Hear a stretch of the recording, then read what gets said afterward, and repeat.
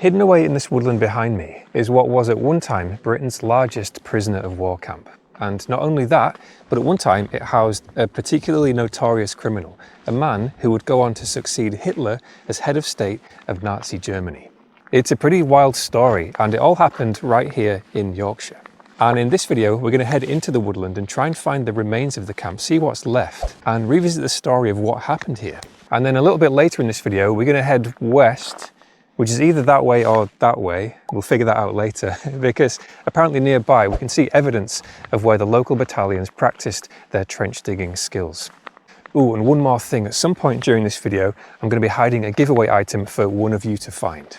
Plenty of things going to be happening, so come along with me and let's have an adventure. Now I guess we better get the obvious question out of the way, which is, where exactly are we? Well, we are in Yorkshire. We're in South Yorkshire today, just west of the city of Sheffield. And the origins of this camp takes us all the way back to World War I. It was originally home to the Sheffield City Battalion, a collection of over 1,000 officers and men who spent time here learning and practicing field engineering skills. Things like digging weapons pits, filling and laying sandbags, and, as we'll see hopefully later on, digging trenches. Now, the battalion moved into this camp, originally called Redmires camp, in December of 1914. And it's said that they only had around 5 months of training with these field engineering skills, and the following year, in 1915, they were shipped out. Firstly to Egypt, and then next to France for the Battle of the Somme, where unfortunately within only 3 days, over half of them were listed as killed, injured or missing. So it was a heavy hit to the battalion. More men were sent out to recoup their numbers, and they carried on their own journey. But things didn't stop and stand still here back at Redmires camp.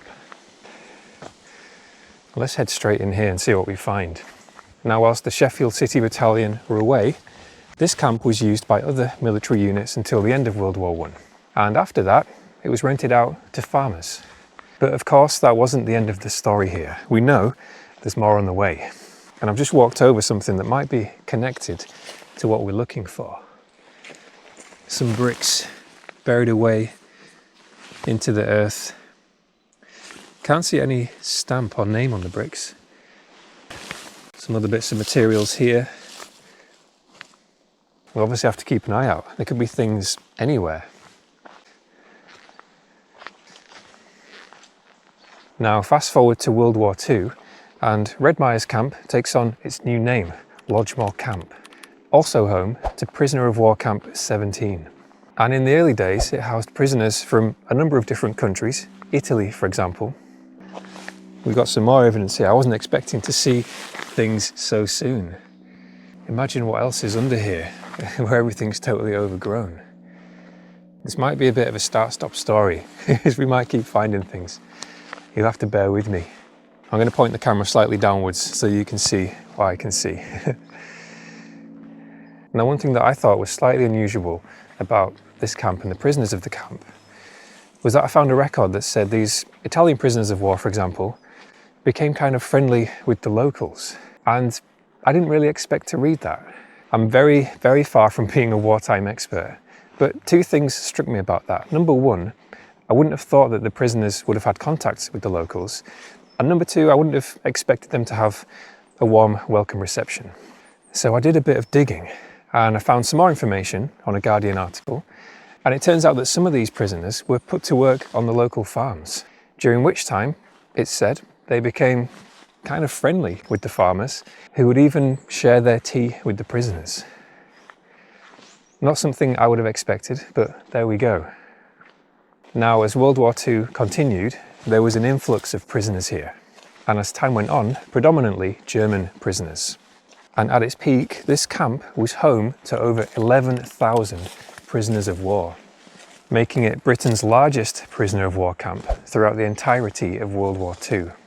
And I'm speculating here, but it sounds like this maybe wasn't by design, wasn't necessarily intentional, because there are a number of reports and eyewitness accounts from the time that say that maybe this camp wasn't supposed to hold so many people, with claims that there were huts designed for 30, actually housing 70, and the general conditions here being described as uninhabitable, among other things.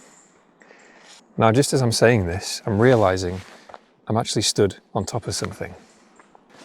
It looks like maybe one of the foundations, one of the original buildings. So densely covered in moss, you could almost miss it. We've got some more bits of rubble. We can see a bit more of it emerging out of the ground here. So this must have been one of the buildings. Now, although conditions were cramped by all accounts, it must have still been a pretty big site. And back at the time, it wouldn't have been surrounded by so many trees. These trees, I don't know if it's all of them or just many of them, were planted subsequently in 1958. More here. Although they're sticking out, it's almost easy to miss them because they're so camouflaged. So this looks kind of similar in size to the foundations that we saw over there as well. Let's keep looking. Some bricks. The only reason I'm looking more closely is because on a lot of bricks you'll get a stamp. It'll tell you where it was made, but it doesn't look to be the case here unless it's underneath this. Oh. Some blackberries. Little snack. What is this? Drainage?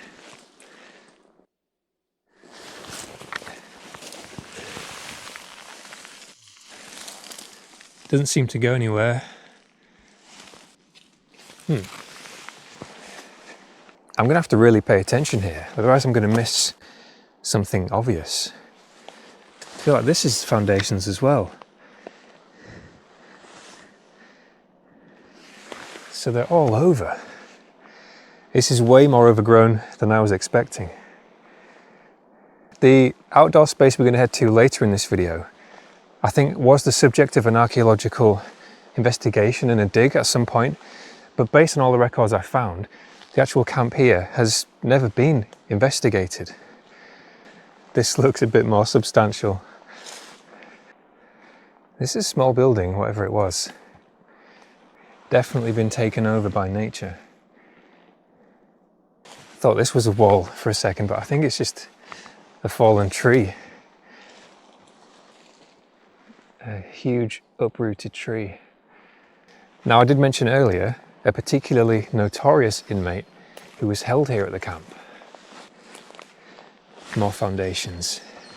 This has got a little channel down the side for some reason. Now, this particular inmate takes us back to World War I. When staying here at the camp, I say staying here as if he was on holiday, imprisoned here at the camp, was a man named Karl Dönitz. Apologies for my poor pronunciation of German surnames there. Now, at the time, Karl was captain of several U-boats. U-boats simply being German submarines. This is a word that used to confuse me as a child and a young adult. In fact, up until embarrassingly recently, until I actually looked up the name in detail. For some reason, when I was younger, anytime I heard that term, I mean, I think it's fairly logical, if maybe a bit stupid sounding. I was thinking, what? U-boat? Why would you need a boat that's U-shaped? It makes no sense. Well, it turns out there is a more sensible explanation that most people are already well aware of. But U-boat is just an anglicised adaptation, translation, whatever the right term is, for a German word. Untersee boat. Undersea boat, aka a submarine. We got a big piece of stone here. It's so tricky to try and piece together what was what. Now, Karl was captured whilst out on one of these submarines, and he found himself here at the camp, at Redmires camp. But how on earth did he go from being in South Yorkshire to head of state of Nazi Germany? That's quite a distance, to say the least. That's more than a leap. Well, according to the records, whilst he was here at the camp, he feigned, aka faked mental illness, to avoid being charged as a war criminal. And from the sounds of it, it worked. There's a bit more to the story than that, but eventually he found himself being released back to Germany. I'm going to fast forward a fair bit here, but towards the end of World War II, Karl had ascended to a high rank and, from the sounds of it, was pretty good pals with Hitler. Hitler was dead, Goebbels subsequently dead, and that left Karl. And it was actually Karl who gave the nationwide broadcast to announce Hitler's death. Now, no matter how much you do or don't know about World War II, you can probably guess that this wasn't the greatest time to take over from his perspective, because time was pretty much up. Fast forward a little bit more, and he found himself in the hot seat at the Nuremberg trials, where he was sentenced to 10 years in prison. And after he'd served his time, he lived a pretty long, relatively healthy life. He died at the age of 89 in 1980 of a heart attack. His whole story is pretty wild and fascinating. The only reason I'm not going into it in more detail in this video is because it's just too deep, there's too much there. It would need to be a long, dedicated video of its own. Sorry, I've just seen more bricks. There is a name on here. Well, at least part of one. Something Ori. Okay, let's see if we can find another half.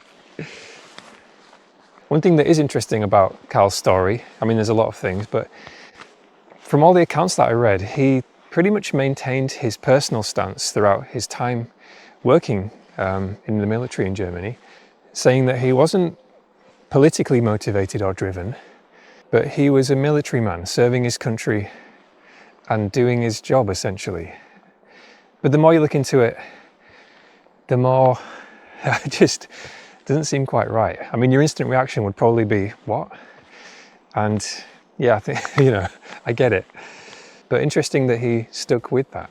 And certainly strange that the man who spent a short amount of time leading Nazi Germany was here in this very space, in this very camp.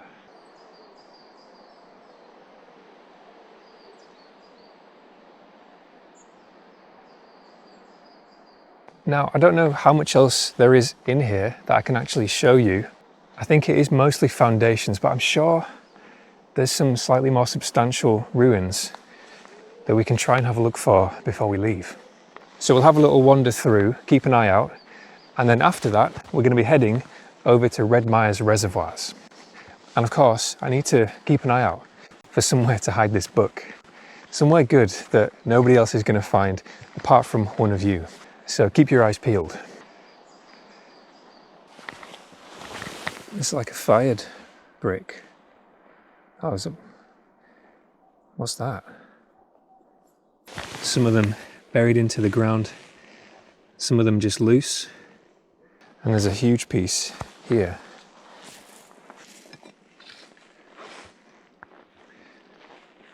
Pretty big. It's quite heavy as well, actually.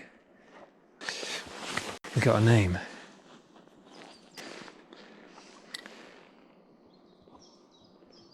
Gregory? Is that what that says? Kind of looks like it. G-R-E-G-O-R. Must be Gregory. Can't say I've heard of a Gregory brick before, but there's another thread for us.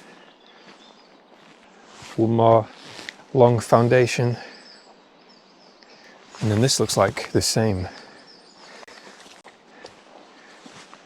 Two kind of parallel huts. And another Gregory brick.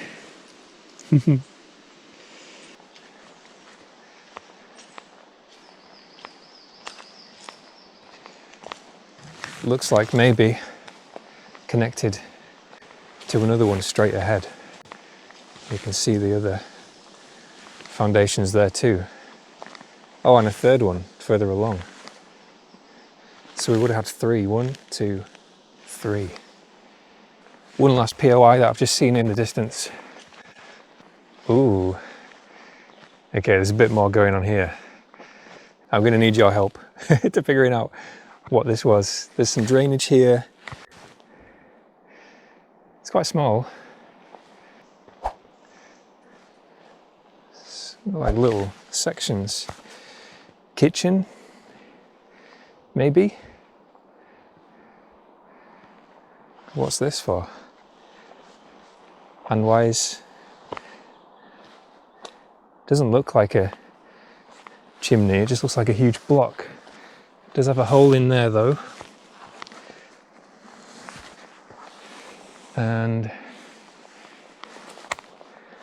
not much else to it. I'll leave that mystery for you to solve. Good luck. Okay, that'll do. I've had enough 6 foot tall nettles. Let's let's go out into the open and see if we can find these old trenches.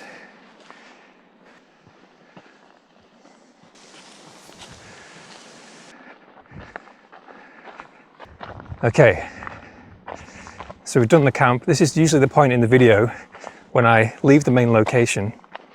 Somebody will leave a comment saying, oh, you missed the, 30-meter deep bunker in there. I think I was pretty thorough this time though, with my research and my walking around.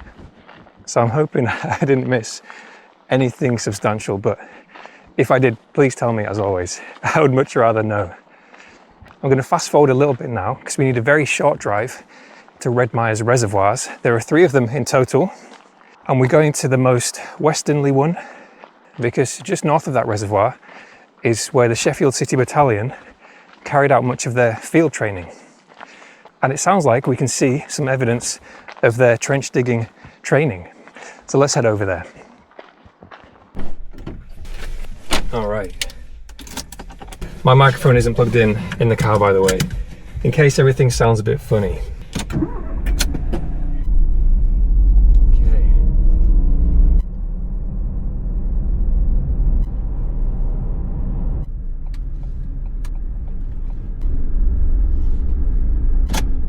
All right, there we go.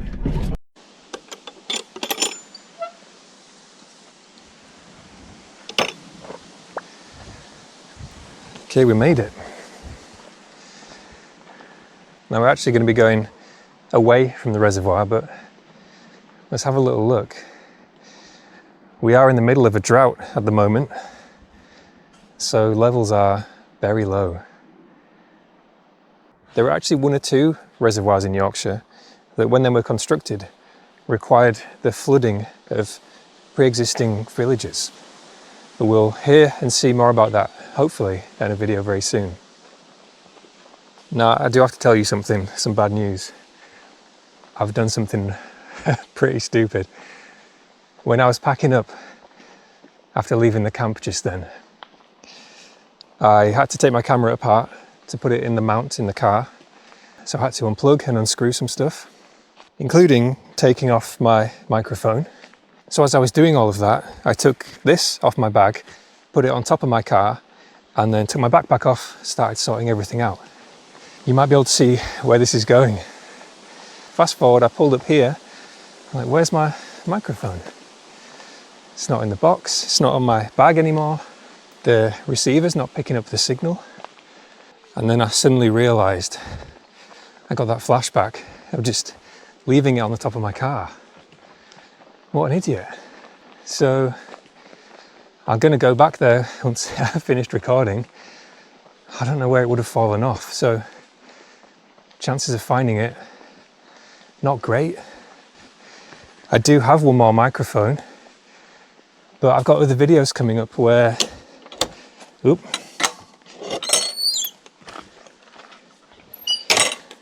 I'm going to be filming with other people.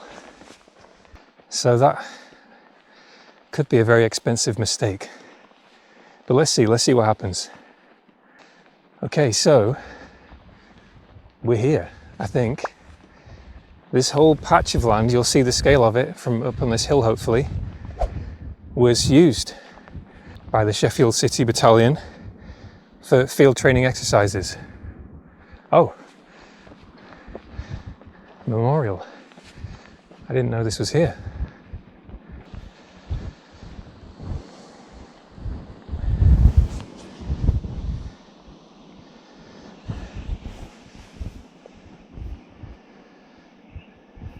You know, one thing that isn't covered in a lot of the retellings and the documents when it comes to Redmires camp, at least not the ones that I found, was what happened of the Sheffield City Battalion.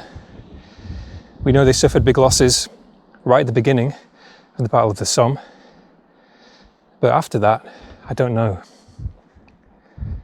So what kind of clues could we actually look for here? Trench digging, not something I know much or anything about. Let's get a bit higher first. And this was quite a few years ago now, but I suppose if you're good at reading the land, not a strength of mine just yet, but I'm working on it, but you can probably see a lot right now that maybe I can't.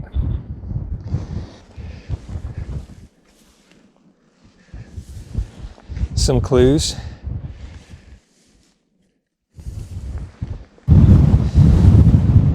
I thought this was a path at first, but I think it's the remains of a dry stone wall.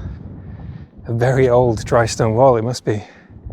I feel like I talk about dry stone walls all the time now, but ever since that video that we did on the channel, you can see the two sides here. Let me get out of the sun. The two sides. This is really wide actually. And then the fill stones, filling, whatever you want to call them. And something here that's going to be the subject of one of the upcoming videos. Back to the trenches. Sorry, little side quest there. I'm thinking maybe we could hide the book in the wall. I've got to be honest at this point, I don't know what else I can look for to point out to you. So the best I can do is kind of just show you what I'm seeing. Apart from the unusual shape of the land, I don't know. Pretty nice place to spend the morning though, in 2025. Maybe not in 1915.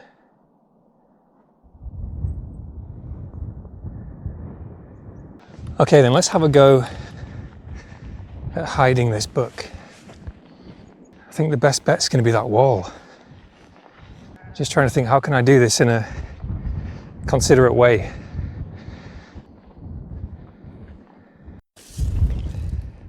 Okay, so this time, should I tell you what it is? You've probably seen it by now anyway. Let's leave it a secret, but if it was in frame, it was in frame. It's got some Northern Introvert stickers in the middle. It's got one on the back as well. And question for all of you, even if you're local in the UK or not, the last few times I've done this, I've written a note inside, kind of explaining where it came from, just in case somebody finds it that doesn't know the channel. But the whole goal of these, the plan, which I'm trying to do better moving forward, is to hide them in a way that only viewers of these videos can find them. So would you rather have the books with no notes in, then you've got a pristine book, still get some free stickers? Let me know. So try and find an opening somewhere. Ooh, yeah. And then use some of these loose ones to conceal it so that I'm not damaging anything that's already here, because all of these have just tumbled off the top anyway. Although even so, if I get spotted by a farmer, they probably wouldn't be too pleased from a distance. Might be a bit small, that. So all I'm trying to do is cover it from most lines of sight.